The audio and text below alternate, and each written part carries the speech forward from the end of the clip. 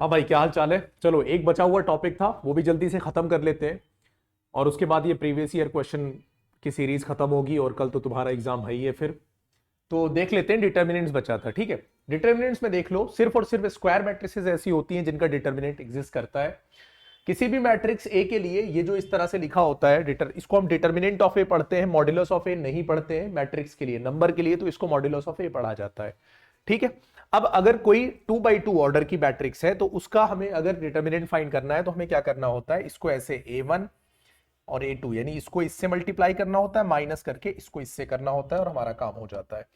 बात समझ में आ रही है या नहीं? लेकिन अगर कोई 3 ऑर्डर की मैट्रिक्स दे रखी है, यानी 3 by 3 की मैट्रिक्स दे रखी है, और उसको तुम्हें डिटर्मिनेंट फाइंड करना है, तो क्या करते हैं, एक एक करके। जैसे पहले टर्म को मैंने रोक लिया, अब इस टर्म को मैंने रोका, तो ये वाली रो और ये वाला कॉलम डिलीट कर दो, और ये जो बचा हुआ है इसका डिटर्मिनेंट फाइंड कर लो, ठीक है। उसके बाद माइनस लगा दो, ये वाला टर्म उठा लो, और उसके बाद इसका कॉलम और इसकी रो को डिलीट कर दो, जो बचे हुए टर्म्स हैं उनका डिटर्मिनेंट फाइंड कर लो। इस तरीके से करते चले जाओ। बात समझ में आ गई?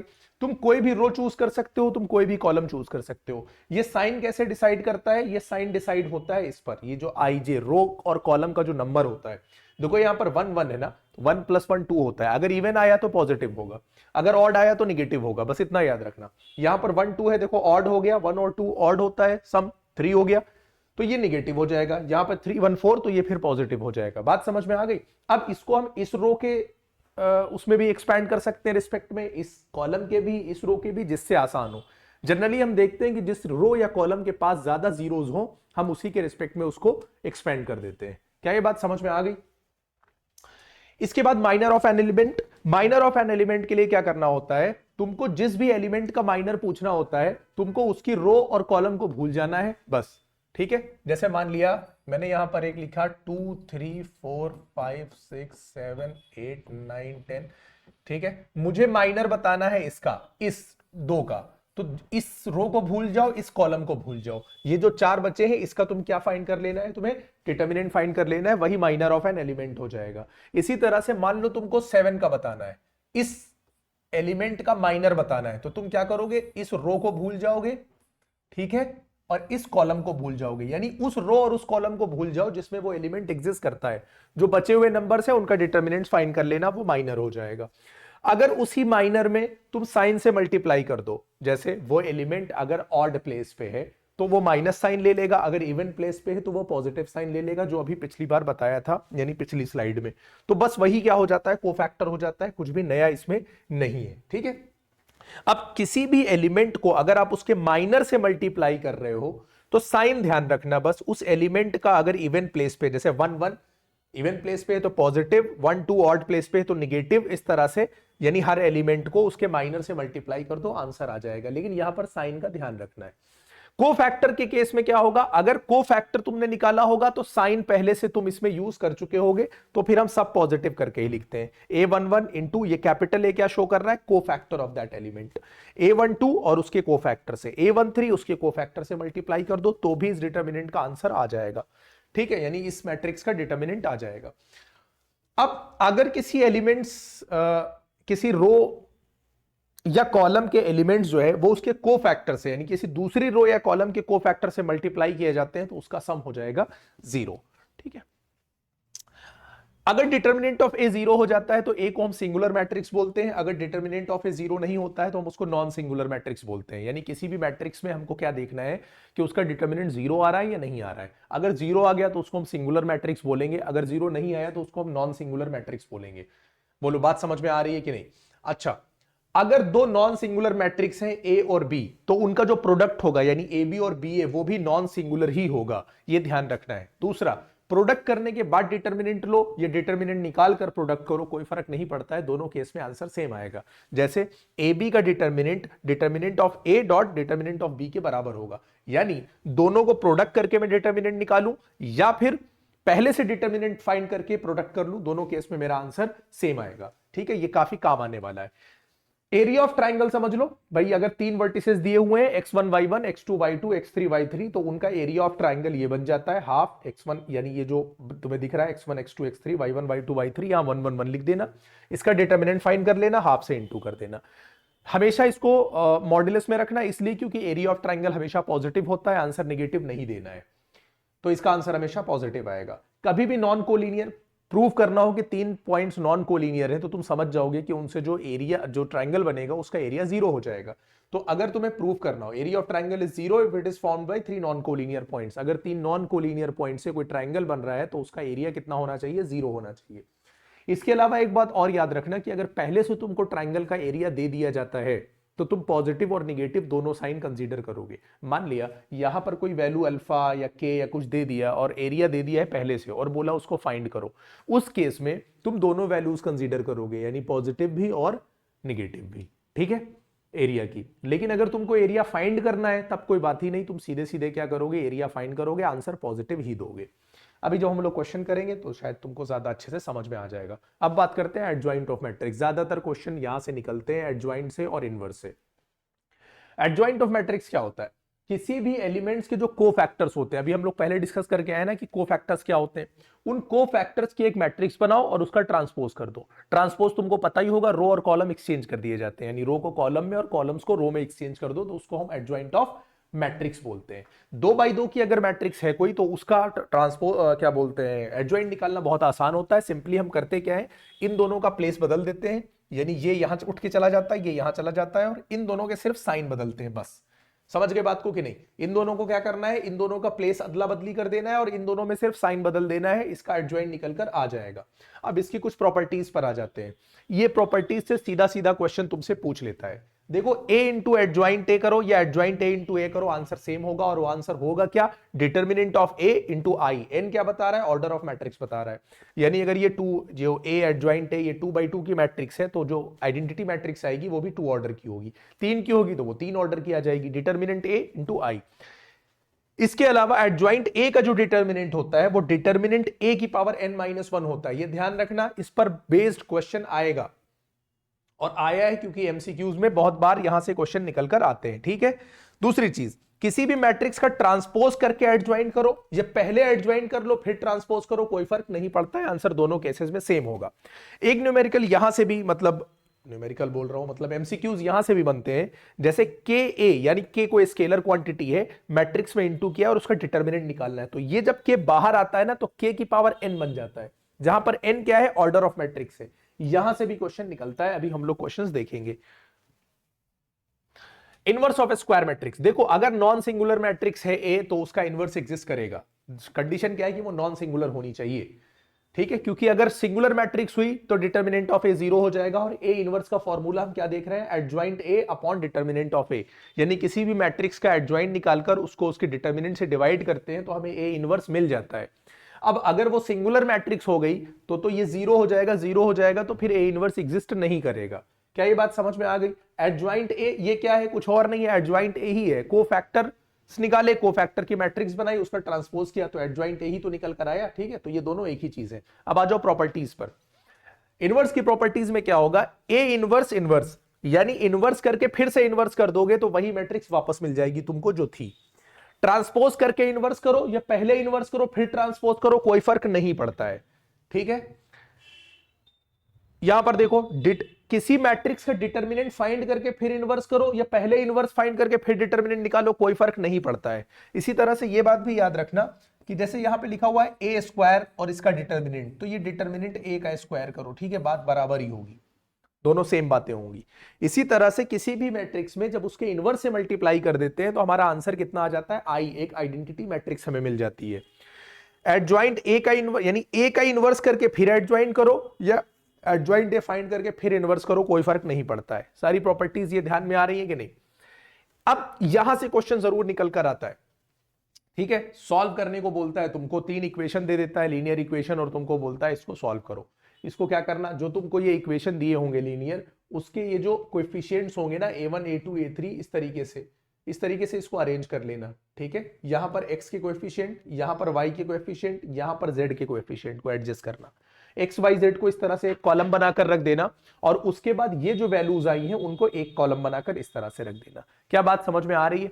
जब हम इन दोनों का मल्टीप्लीकेशन करेंगे तो ये आना चाहिए। अब यहां से क्या हो जाएगा? A X is equal to B हो जाएगा। अगर मैं इसको ए मैट्रिक्स कह दूं, इसको मैं एक्स ले लूं, इसको मैं बी ले लूं, तो एक्स अगर मुझे निकालना होगा तो ये इधर चला जाएगा। तो एक्स इज इक्वल टू क्या हो जाएगा? A inverse B.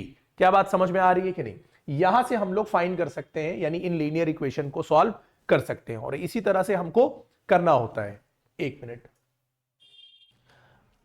अब अगर हम ये देखें कि डिटर्मिनेंट ऑफ ए 0 के बराबर अगर नहीं होता है तो सिस्टम क्या हो जाता है, कंसिस्टेंट हो जाता है। मैंने डिटर्मिनेंट ऑफ ए फाइंड किया, वो 0 के बराबर नहीं आया, वो सिस्टम कंसिस्टेंट बोला जाएगा। कंसिस्टेंट का मतलब ये हुआ कि उसका एक यूनिक सॉल्यूशन होगा, यानी आप उसका सॉल्यूशन फाइंड कर सकते हो। तो x is equal to A inverse B, यही लगाओ और सॉल्व कर लो।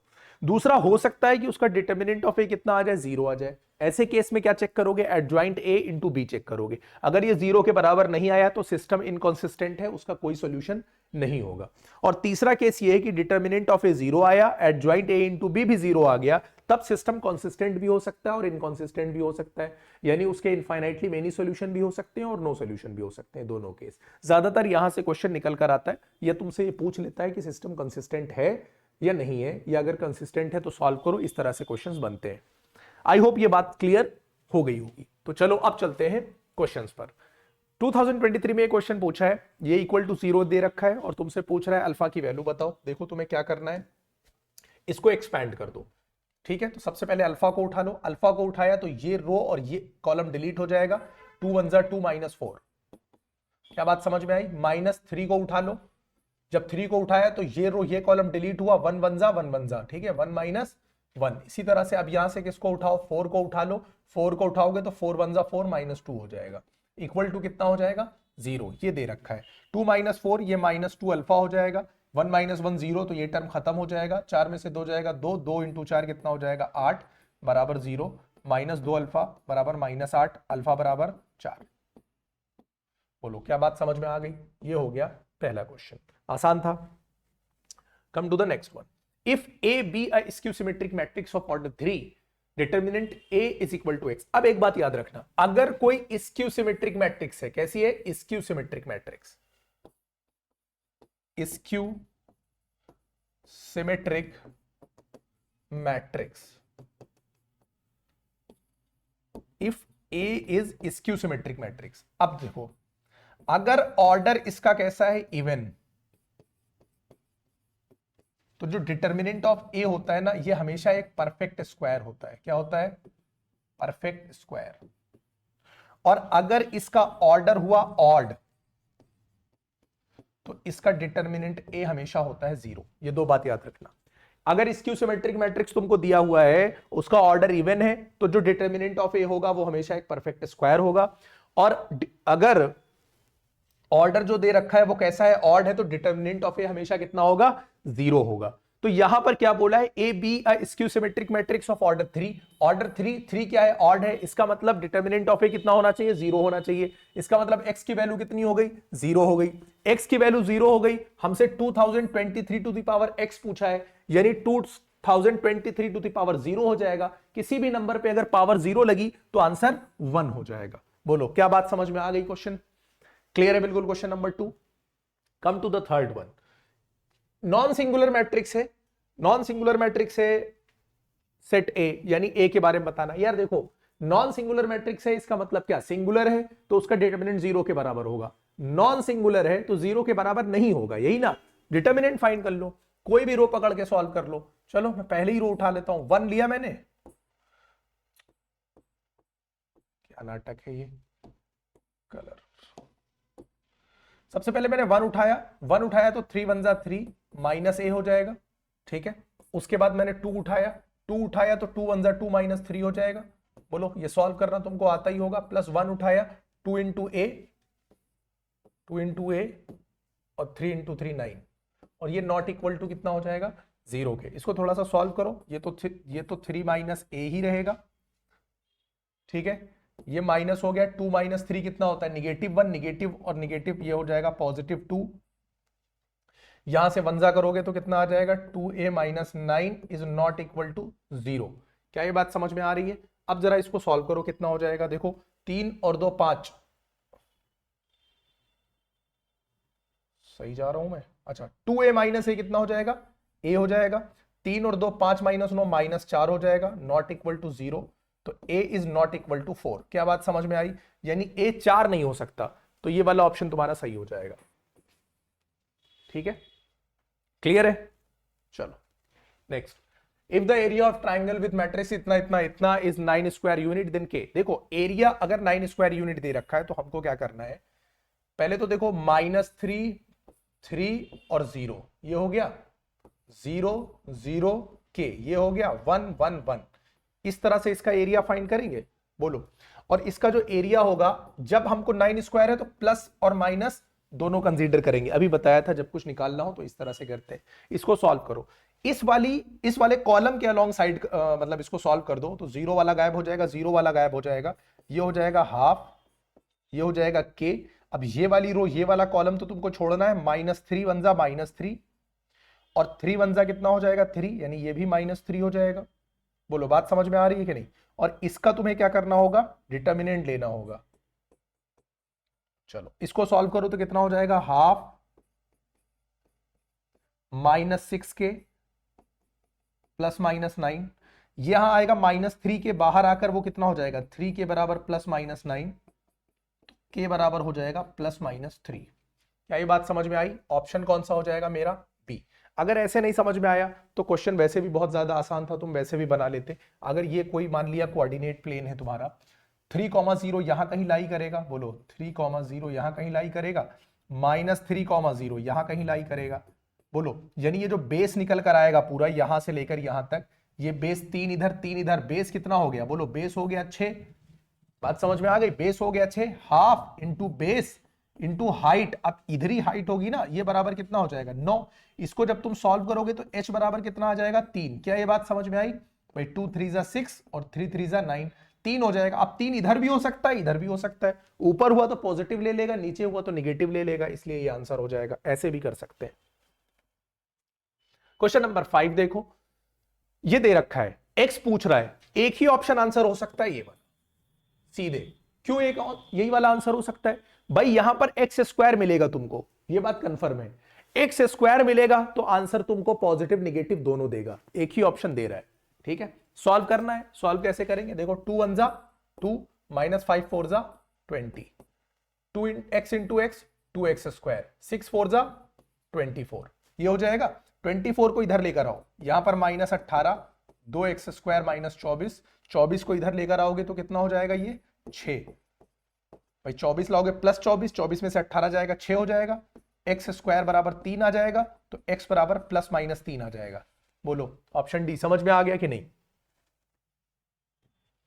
Value of k for which, यहां पर भी देखो एक ही ऑप्शन है, देखो 2k इंटू के करोगे तो k स्क्वायर मिलेगा, k स्क्वायर मिलेगा, प्लस माइनस दोनों साइन मिलना चाहिए, तो ये होना चाहिए। एक बार चेक कर लो, 2k इंटू के 2k स्क्वायर, 4 8 जा 32।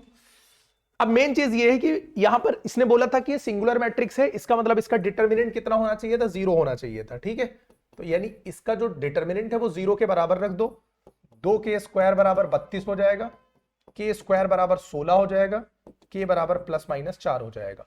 अगर यही सॉल्व करने को आया होता तो तुम लिख देते because a is a singular matrix hence determinant a is equal to 0, फिर इस तरह से सॉल्व करते। A is non-singular matrix of order 3 such that a square is equal to 2a, then the value of 2a, और 2a का तुम्हें क्या निकालना है, देखो डिटर्मिनेंट फाइंड करना है। क्या ये बात समझ में आ रही है कि नहीं। अच्छा चलो देखते हैं, a स्क्वायर बराबर कितना दे रखा है 2a दे रखा है। अगर हम दोनों तरफ डिटर्मिनेंट कर लें तो भाई अगर ये दोनों बराबर हैं तो इनका डिटर्मिनेंट भी आपस में क्या होगा, बराबर होगा, ऐसा ही तो कुछ।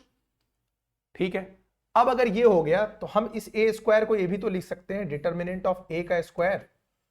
बोलो बात समझ में आती जा रही है कि नहीं। और इस 2a को क्या लिख सकते हैं, इसमें से अगर 2 बाहर आए तो 2 क्यूब हो जाएगा और यहां पर डिटर्मिनेंट ऑफ a हो जाएगा। ये सारी प्रॉपर्टीज अभी पहले मैंने डिस्कस करा दी है। यहां से डिटर्मिनेंट ऑफ a इस पावर को काटेगा तो डिटर्मिनेंट a बराबर कितना आ जाएगा, 8 आ जाएगा। बोलो क्या ये बात समझ में आई, डिटर्मिनेंट ऑफ a कितना हो गया, 8 हो गया।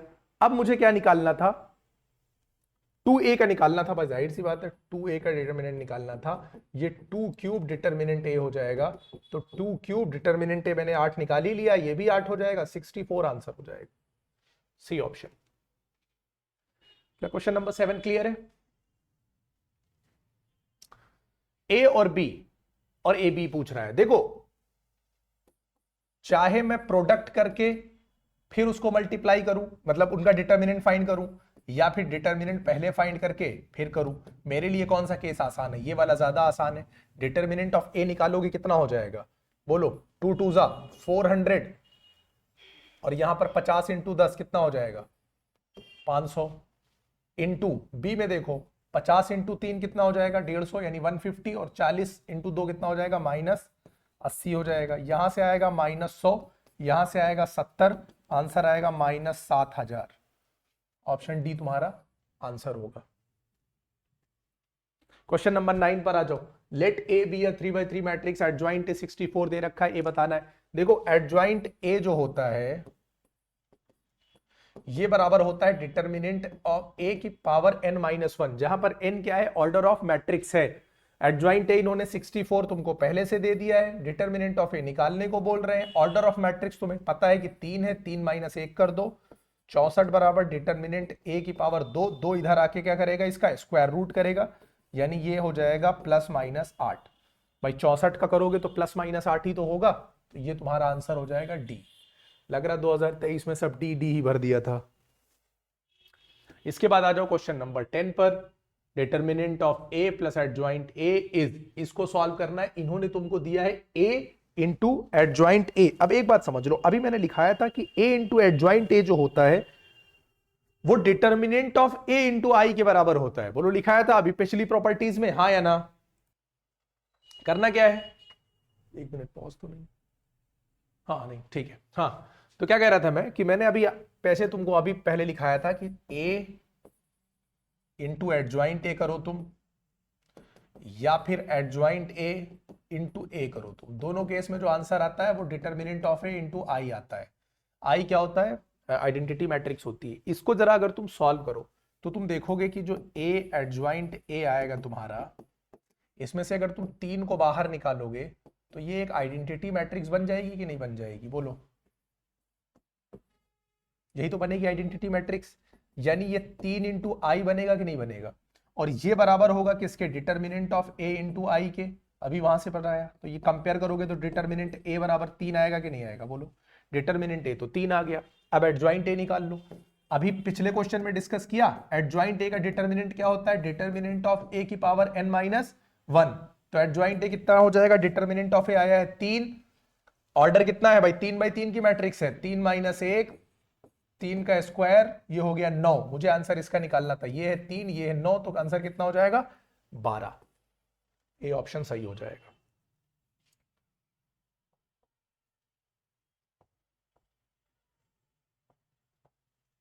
क्या रहा? If for some square matrix A square -3a + i is equal to O. O मतलब जीरो मैट्रिक्स है, ए इनवर्स बराबर इतना, x + y फाइंड करना है। देखो A square -3a + i is equal to O इन्होंने लिखा है। तुम एक काम करो, ए स्क्वायर -3a और इसको इधर लेकर चले जाओ तो कितना हो जाएगा? ये -i हो जाएगा। क्या यहां किसी चीज को लेकर कोई प्रॉब्लम है? यहां तक तो कोई दिक्कत नहीं है, समझ में आ गया होगा। ए इनवर्स से तुम कर दो मल्टीप्लाई, ए स्क्वायर को तुम लिख दो ए इंटू ए, अपनी मर्जी से ए इनवर्स लाओ और सब जगह कराओ मल्टीप्लाई।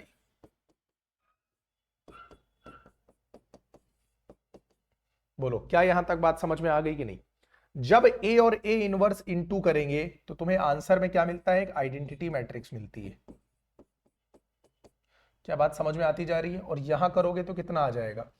भाई जाहिर सी बात है ए इनवर्स ही आ जाएगा। बोलो क्या यहां तक बात समझने में किसी को कोई दिक्कत आ रही है? ए इंटू आई करोगे कोई फर्क पड़ेगा नहीं, ए ही रहेगा। माइनस को इधर ले जाओ तो ये आ जाएगा 3i - a बराबर ए इनवर्स, यही तो निकल कर आएगा। और एक ए इनवर्स क्वेश्चन ने पहले से तुमको दिया है कि xa + yi है, कंपेयर करा दो। xa + yi ये बराबर हमने जो निकाला है वो कितना है? 3i - a। तो कंपेयर ऑन कंपेयरिंग, a का साथी x है, वहां -1 है, तो x बराबर कितना हो गया? -1। i का साथी 3 है और i का साथी यहाँ y है, तो y बराबर हो गया 3। हमसे पूछा था उसने x + y, यानी -1 + 3, आंसर कितना हो जाएगा? 2। तो ऑप्शन बी तुम्हारा आंसर हो जाएगा। I hope question number 11 clear होगा। For some square matrix A square minus A plus I is equal to 0 A inverse. बिल्कुल सिमिलर पैटर्न पे करना है, जिस तरह से अभी लास्ट वाला क्वेश्चन था उसी तरीके से कर लो, या बोलो तो फिर इसको भी सॉल्व कराऊं। चलो देखते हैं।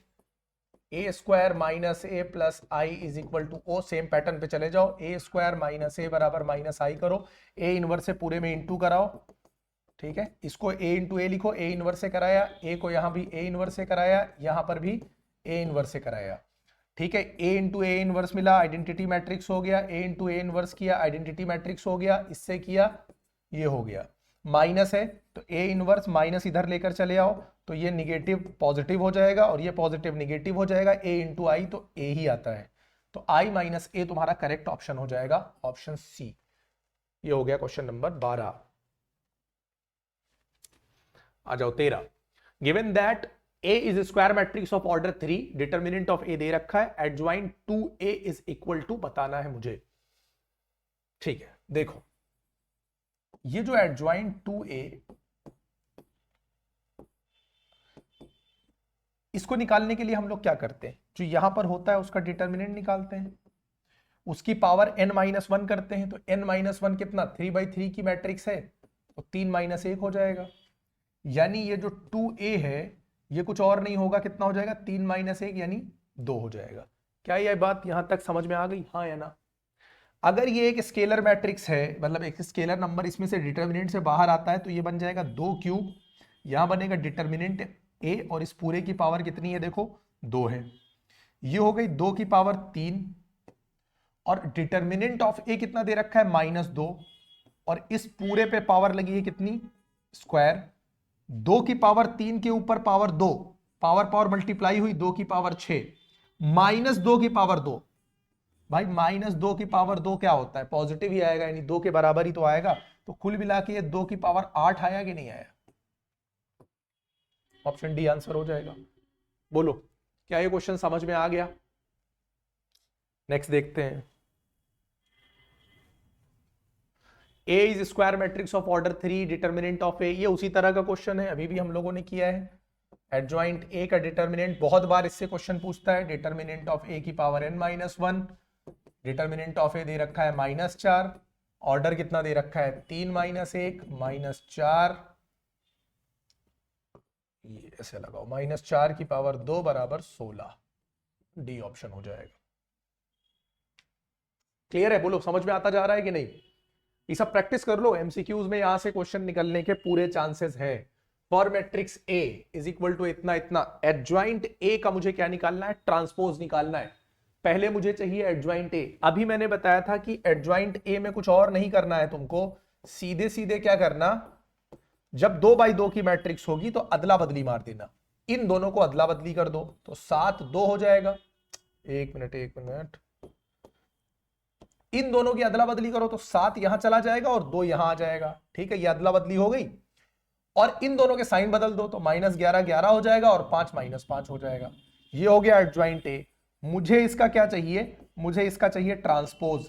ट्रांसपोज क्या हो जाएगा, रो बन जाएगी कॉलम, कॉलम बन जाएगी रो। ये मेरा ऑप्शन हो जाएगा 7 - 5 11 2, जो कि ऑप्शन सी है। बोलो क्वेश्चन नंबर 15 में कोई डाउट तो नहीं लग रहा किसी को, समझ में आ रहा है?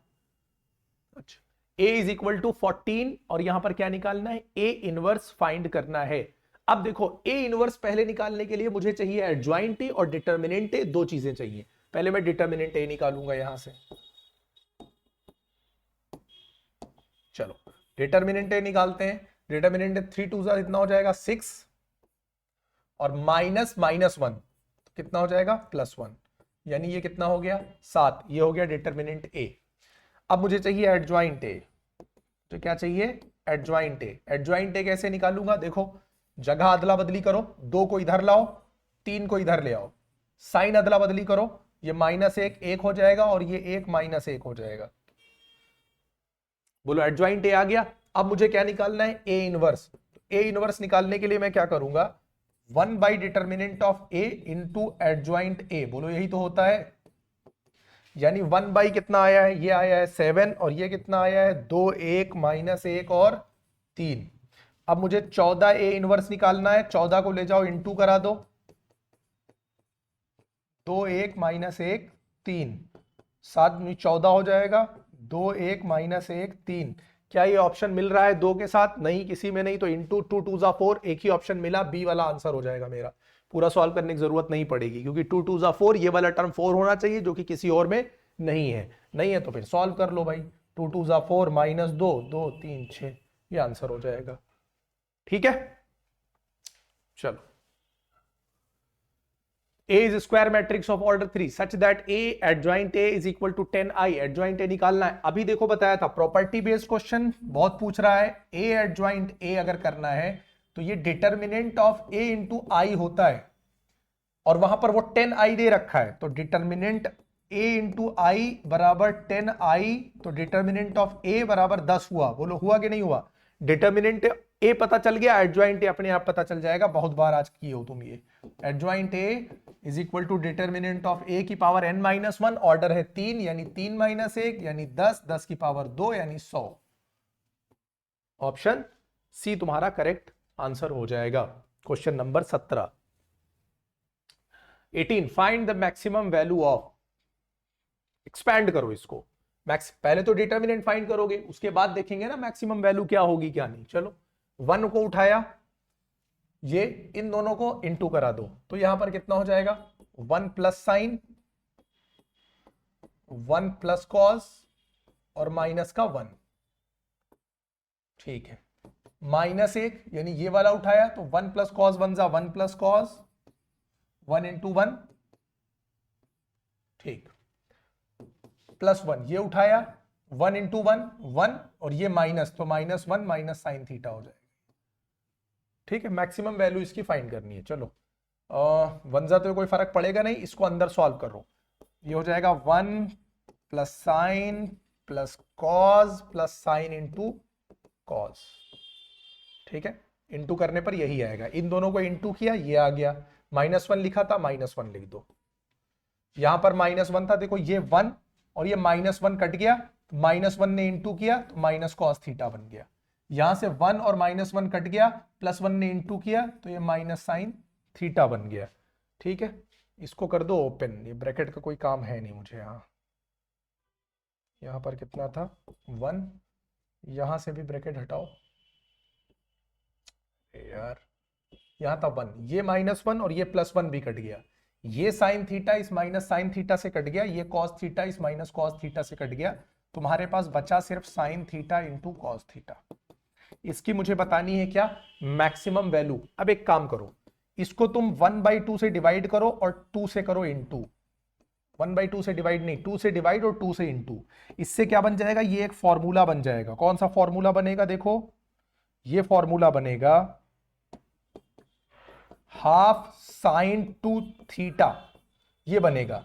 और साइन की मैक्सिमम वैल्यू हमेशा याद रखो कितनी होती है? 1 होती है। -1 से 1 होता है कि नहीं होता है? तो मैक्सिमम वैल्यू कितनी हो जाएगी? 1/2 इंटू 1 बराबर 1/2, आंसर हो जाएगा। क्या क्वेश्चन नंबर 18 सबको समझ में आ गया है? In the interval this find the value of x for which the matrix is singular. अगर मैट्रिक्स सिंगुलर है, इसका मतलब इसका डिटर्मिनेंट 0 होना चाहिए। तो चलो भाई, इसका डिटर्मिनेंट निकाल लेते हैं। 2 sin x 1 3 2 sin x। ठीक है, पहले यहां लिख देना for singular matrix determinant a बराबर 0, तो ये बराबर 0। इंटू कराओ, 2 2 जा 4 साइन स्क्वायर एक्स, -1 इंटू 3 3 बराबर 0, 4 साइन स्क्वायर एक्स बराबर 3, साइन स्क्वायर एक्स बराबर 3/4, साइन एक्स बराबर ±√3/2, दोनों हो सकता है। लेकिन चूंकि हम किस क्वाड्रेंट में खेल रहे हैं? π/2 से पाई, यानी सेकेंड क्वाड्रेंट में। सेकेंड क्वाड्रेंट में पाई कैसा होता है? Negative, sorry positive, because sine theta is positive in second quadrant से अच्छा है इन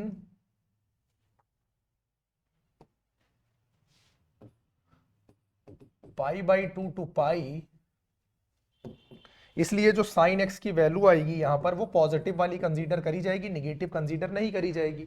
अब चूंकि ये सेकेंड क्वाड्रेंट में है, जाहिर सी बात है किसमें है ये?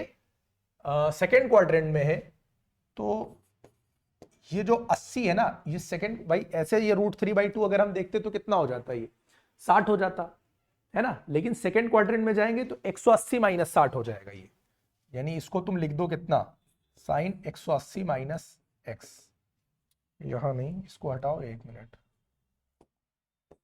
साइन x बराबर साइन 180 माइनस, या पाई लिखो भाई, दोनों में से कैसे भी लिख लो,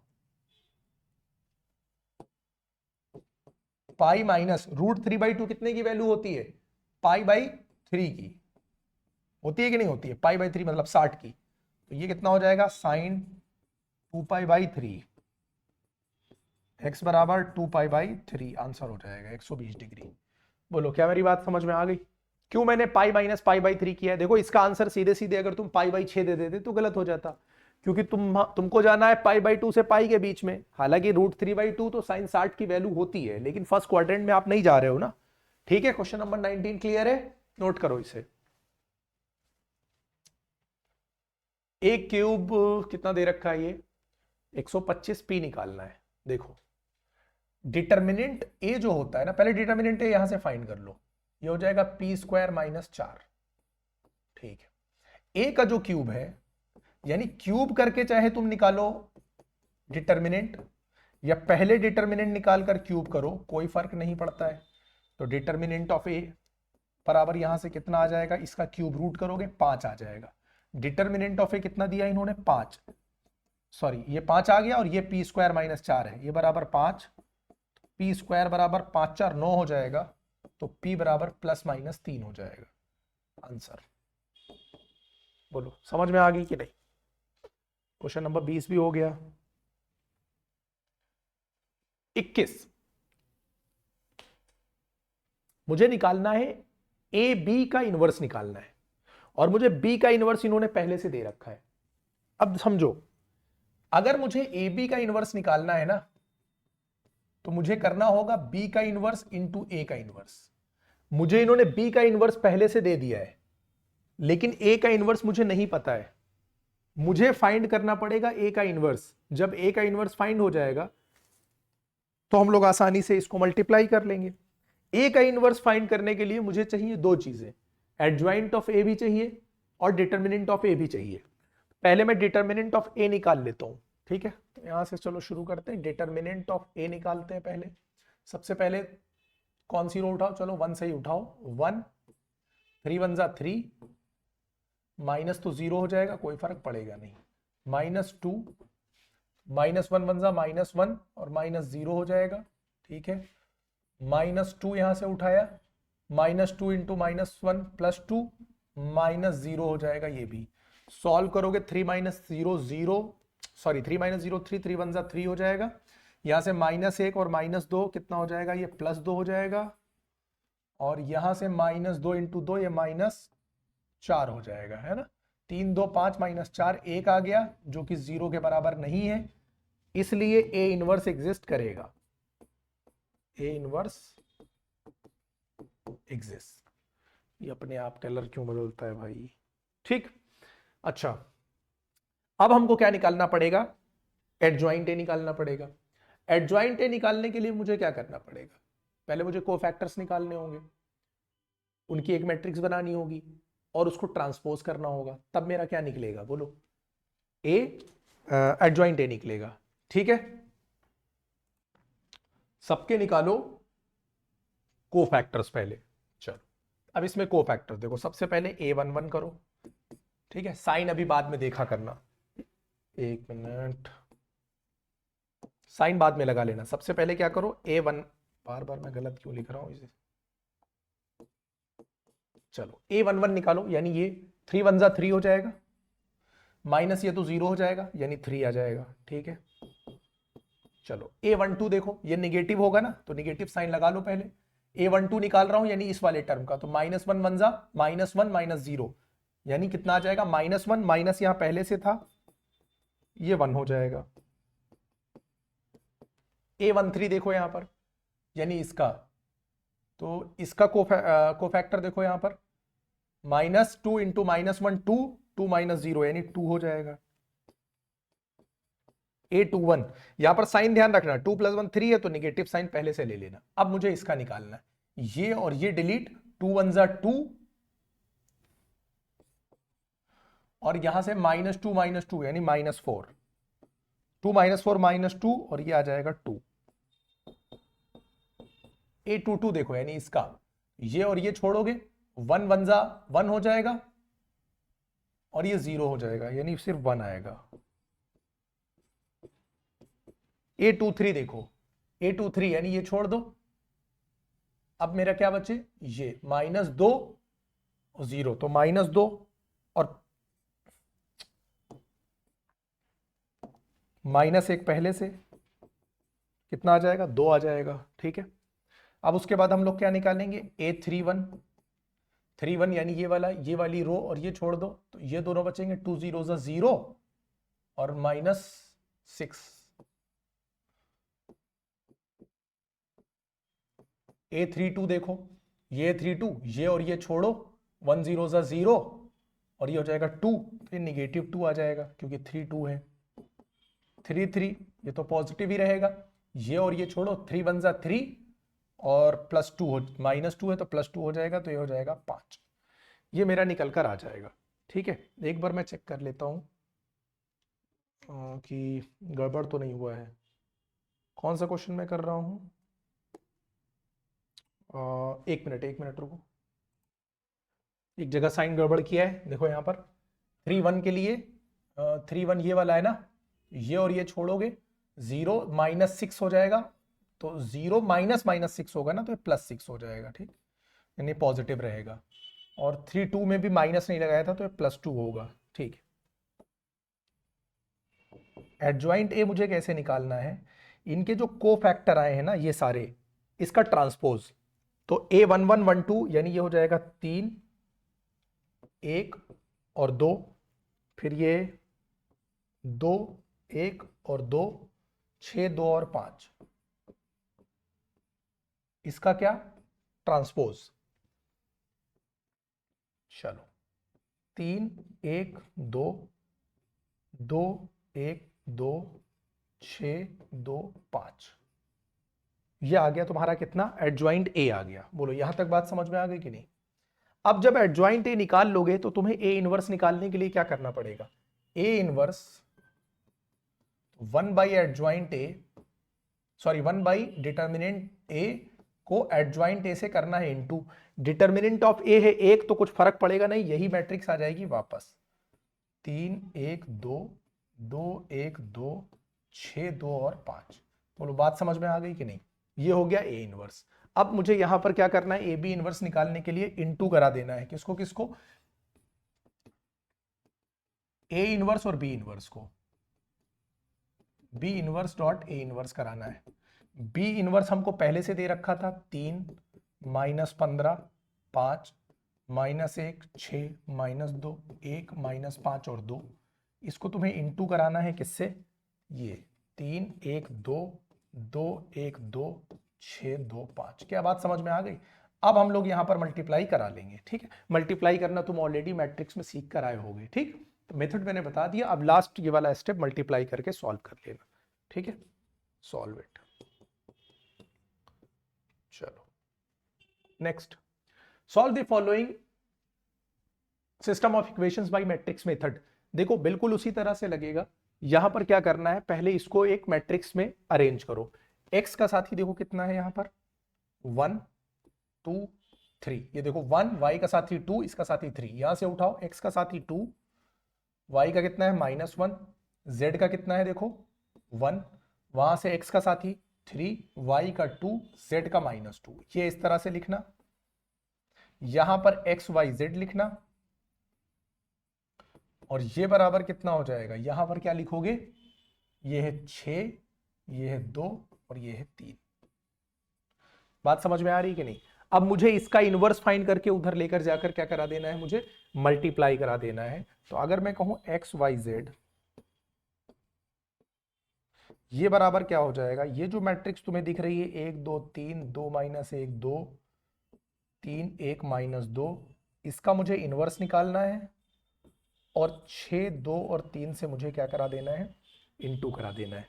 अब इसका इनवर्स निकालने के लिए मुझे क्या क्या चाहिए होगा, एक तो इसका डिटर्मिनेंट चाहिए होगा और इसका एडजॉइंट ए चाहिए होगा।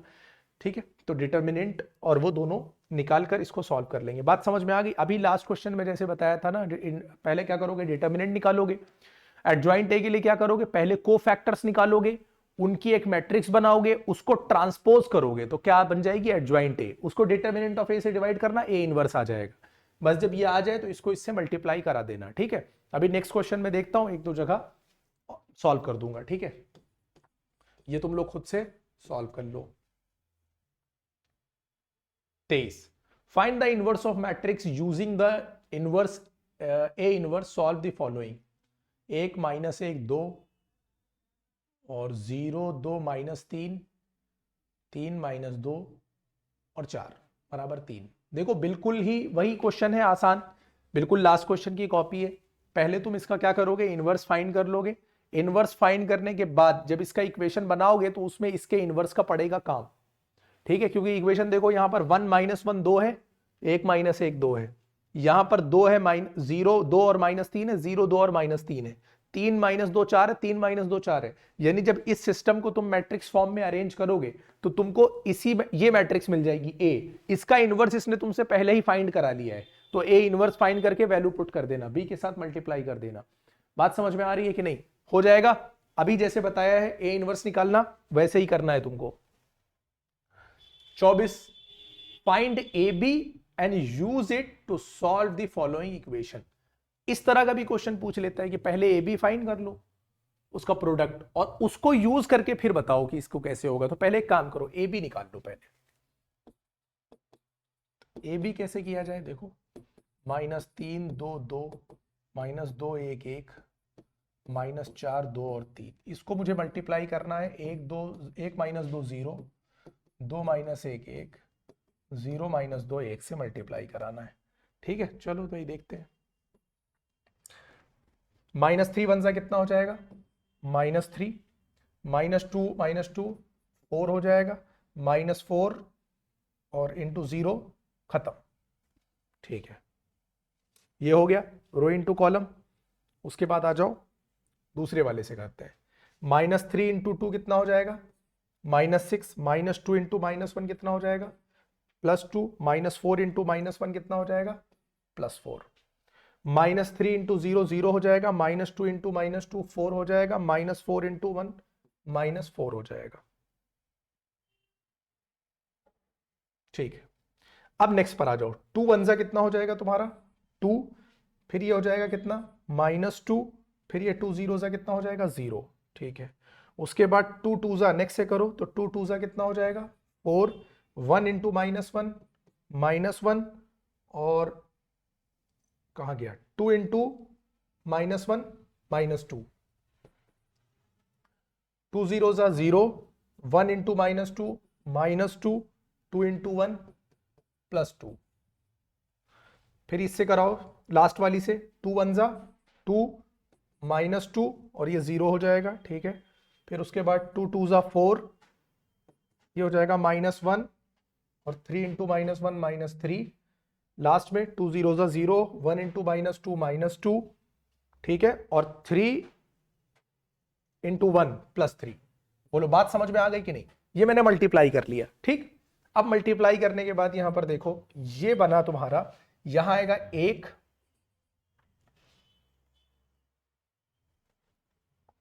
ठीक है, 1 0 0 1 0 0 0 0 1।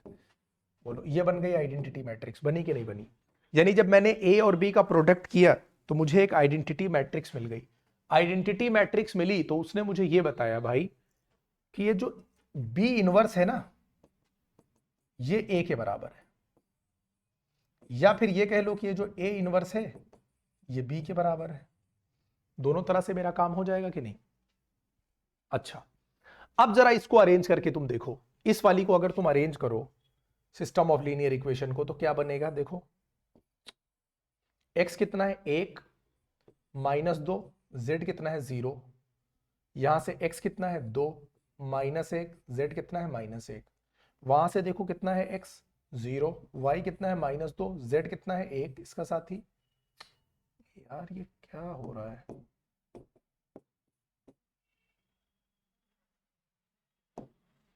कितना किया था मैंने? 1 माइनस 2 0 2 माइनस 1 माइनस 2 0 माइनस 2 1, ठीक। एक्स वाई जेड, और यहां आया 3 2 3। अब यहां पर देखो, ये जो है ना, इसको जरा ध्यान से देखो, ये कुछ और नहीं है, ये जो बी वाली मैट्रिक्स दे रखी है उसका ट्रांसपोज है। देखो इसको ध्यान से देखो, ये बी वाली मैट्रिक्स का क्या है? ट्रांसपोज है या नहीं है? तो हम इसको लिख सकते हैं बी की मैट्रिक्स का ये ट्रांसपोज है, इनटू अगर हम इसको एक्स कहें, ठीक है, और ये बराबर इसको तुम सी ले लो। ए इसलिए नहीं क्योंकि ए तो पहले से हो चुका है। तो जब ये इधर जाएगा, देखो जब ये बी का ट्रांसपोज इधर जाएगा तो ये हो जाएगा बी का ट्रांसपोज और उसका क्या? इनवर्स हो जाएगा। बात समझ में आ रही है कि नहीं? बी का ट्रांसपोज उधर गया तो उसका इनवर्स हो गया, और इसको मुझे किससे इंटू कराना है? सी से इंटू कराना है। अच्छा, मैं ट्रांसपोज करके इनवर्स करूं या फिर इनवर्स करके ट्रांसपोज करूं, मुझे कोई फर्क नहीं पड़ता है। तो मैं इनवर्स करके ट्रांसपोज कर दूं और उसको सी से क्या करा दूं? इंटू करा दूं। बी का इनवर्स देखो कुछ और नहीं है, ए है। अगर मैं बी का इनवर्स करूंगा तो अब ऐसे क्या होता है, मुझे बी का इनवर्स फाइंड करना पड़ता है, लेकिन मुझे पहले से पता है कि बी का इनवर्स कितना है? ए है। तो बी के इनवर्स की जगह पे मैं क्या ले आऊंगा? ए ले आऊंगा। देखो -3 2 2 -2 1 1 -4 2 और 3, ये क्या हो गया? बी का इनवर्स हो गया। इसका मुझे क्या करना है? ट्रांसपोज। और सी कितना है तुम्हारा? 3 2 3। बोलो क्या बात समझ में आ गई कि नहीं? अब मुझे इसका ट्रांसपोज उठाकर लिख लेना है। एक मिनट, थोड़ा सा मैं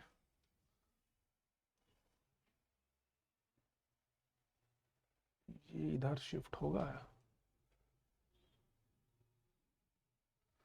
ज्यादा ही हो गया ये तो छोटा।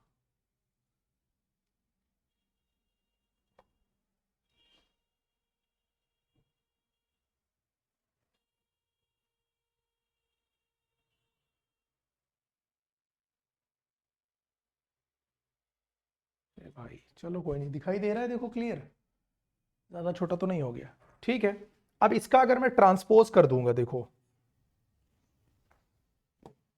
अगर मैं इसका ट्रांसपोज करूंगा तो मुझे क्या मिलेगा? देखो इसका ट्रांसपोज कर दो, -3 -2 -4 2 1 2 2 1 3। इसको इंटू किससे कराना है? 3 2 3 से इंटू कराकर देख लेते हैं। इंटू कराओगे तो कितना आ जाएगा? ये हम लोग क्या निकाल रहे हैं? x इज इक्वल टू, ठीक है। चलो इसको अगर इंटू कराएंगे तो कितना हो जाएगा? -3 इंटू -3 -9 +2 2 ज़ा 4 और 2 3 ज़ा हो जाएगा 6। यहां पर -2 3 ज़ा -6, 1 2 ज़ा 2 और 1 3 ज़ा 3। यहां पर -4 3 ज़ा -12, 2 2 ज़ा 4 और 3 3 ज़ा 9। इसको अगर हम लोग ने सॉल्व कराया तो ये कितना आया? 6 4 10 -9 1, यहाँ आया -1, 9 4 13, यहाँ आया 1। तो पूरा सॉल्व करने पर मेरा जो आया वो आया x y z, ये बराबर आया 1 -1 और 1। यहाँ से रिजल्ट निकला x बराबर 1, y बराबर -1 और z बराबर 1। ये तुम्हारा आंसर हो गया। आई होप क्वेश्चन समझ में आ गया होगा। ठीक है, बोलो। ठीक है,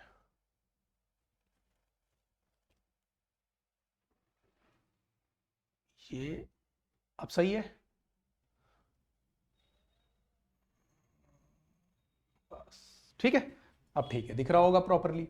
नोट कर लो इसको। ये हो गया क्वेश्चन नंबर 24। इस तरह के भी क्वेश्चंस पूछता है। अब चलते हैं हम लोग नेक्स्ट क्वेश्चन पर। 25, शो दैट इतना इतना इतना और ए इनवर्स फाइंड करना है। अब देखो इस तरह के क्वेश्चन में तुमको क्या करना होगा, मैं बता दे रहा हूं बस, और इसको तुम बैठ के किसी टाइम सॉल्व कर लो आराम से। सबसे पहले क्या करना, ए दिया ही हुआ है तुमको, ए स्क्वायर निकाल लेना। कैसे? ए इंटू ए करके। ए क्यूब निकाल लेना, फिर कैसे?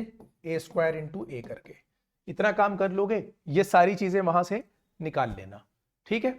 उसके बाद तुमसे क्या पूछा है कि ये प्रूव करने को बोला है, तो ए क्यूब ए स्क्वायर ए ये सब ले जाकर वहां पर पुट कर देना, जीरो मैट्रिक्स आ जाएगा, सॉल्व हो जाएगा, ठीक है।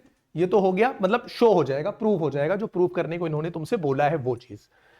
उसके बाद तुमसे पूछा है ए इनवर्स फाइंड करो, तो ए इनवर्स फाइंड करने के लिए तुम क्या करना, इस पूरे में ए इनवर्स से करा देना इनटू, जैसा कि अभी पिछले क्वेश्चंस में किया गया था, ठीक है। तो जब कर लेना तो देखो ए इनवर्स फाइंड करने के लिए क्या करना, इस पूरे में करा देना तुम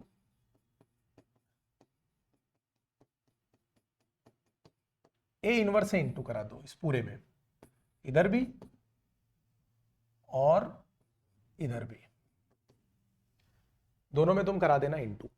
जीरो मैट्रिक्स में ए इनवर्स इनटू करेगा तो जीरो हो जाएगी, जीरो मैट्रिक्स ही मिलेगी। यहां ए इनवर्स एक ए को लेकर निकल जाएगा, आइडेंटिटी मैट्रिक्स कर देगा तो ए स्क्वायर हो जाएगा। यहां से एक ए इनवर्स एक ए को लेकर निकल जाएगा तो सिर्फ 4 ए छोड़ेगा तुम्हारे लिए। यहां पर ए इनवर्स से इनटू करने के बाद आइडेंटिटी मैट्रिक्स बना देगा। यहां पर आई से ए इनवर्स इनटू करेगा तो 11 आई सॉरी ए इनवर्स हो जाएगा। बोलो बात समझ में आ गई कि नहीं, मुझे यही निकालना है। तो 11 ए इनवर्स जो होगा ये बराबर किसके हो जाएगा, ये पूरा मटेरियल अगर हम उधर शिफ्ट कर दें तो माइनस ए स्क्वायर प्लस 4 ए और प्लस 3 आई के बराबर हो जाएगा। बात समझ में आ गई। और ये सारी वैल्यूज तुम्हारे पास पहले से, यानी ए स्क्वायर फाइंड किया हुआ होगा, ए ऑलरेडी गिवन है, ए क्यूब काम पड़ा, यहां पर खैर काम ही नहीं है। तो ए इनवर्स जो निकल कर आएगा वो आएगा 1/11 और इसको सॉल्व करने पर जो आएगा उसमें पुट कर देना, बस। बोलो बात समझ में आ गई कि नहीं, ये हो गया आंसर इसका। तो अब तुम्हें क्या करना है, अच्छे से प्रिपेयर कर लो, ज्यादा नहीं है, 1 घंटे के अंदर का ये लेक्चर है।